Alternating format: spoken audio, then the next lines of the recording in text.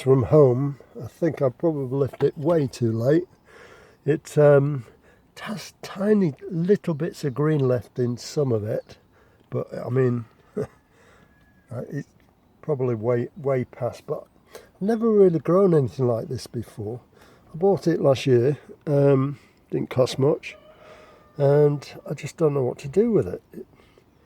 I didn't think I'd overwatered it, but I might have done. I know these need a lot of drainage, hence all the pebbles in there and what have you. Any advice? Gratefully accepted. I'm going to pull it apart though and just have a look underneath to see if it is totally dead. And if it is, I'll just chuck it. So let's pull it apart.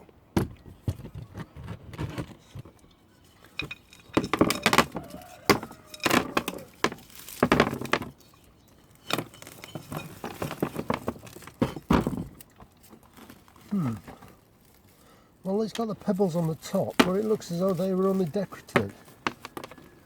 Underneath is pretty dry. I don't know. Let's open it up and find out. Just nothing seems to be growing. Is that remnants of roots?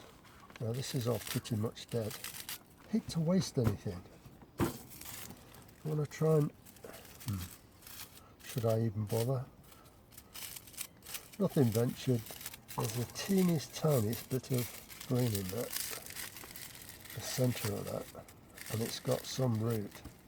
Now this doesn't have any green in the middle, and it feels paper dry. No, nothing in the way of root really, so I'm calling that dead. This might be a bit more. These are certainly not my thing, so if anyone's an expert on these. It's got a tiniest bit of green in the middle and some good roots, so that's a candidate for a bit of potting on. That looks like the original plant that's been done and put in there. So, and there's definitely green on that, so I'm going to pot those three up individually and I'll get rid of some colchicea. And for drainage, I think I'll put some perlite with it in, because I think this stuff needs good drainage.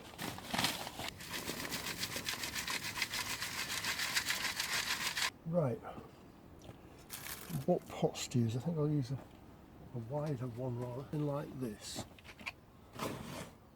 And it does need good drainage, I believe. So maybe just perlite in the bottom. Let's do it like this. There's a good amount of perlite in there. Most of it will come out, of course, but like that.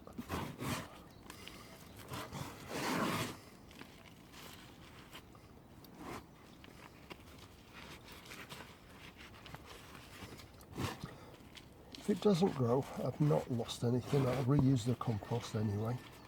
There's always a corner somewhere it can go. I think I'll just bottom water them from now on. How does that look, people? Tell me. Tell me what I'm doing wrong.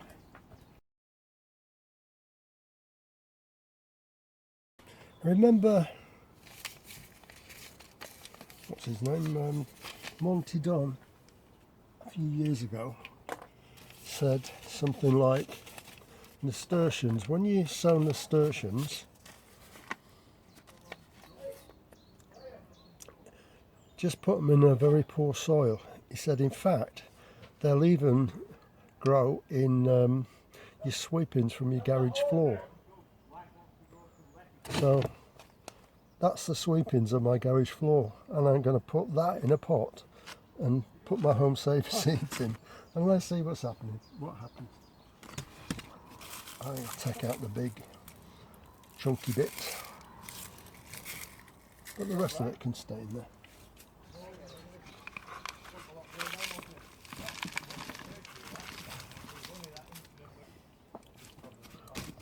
So there we have it. See how many seeds I've got in here. I'm going to throw them all in. They're the ones I saved from last year. Just going to throw them in, stick them down in there. Make sure they're all covered up. So that's it. Nasturtiums planted in crap, basically. So let's call this thing nasty crap, shall we? Oh, there's one more in here.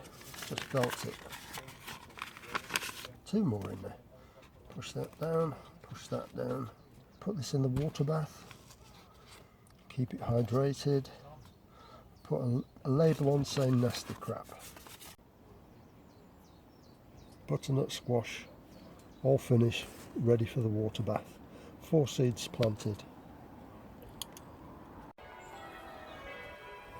Purple sprouting broccoli. Let's have some of this for dinner. Looks good.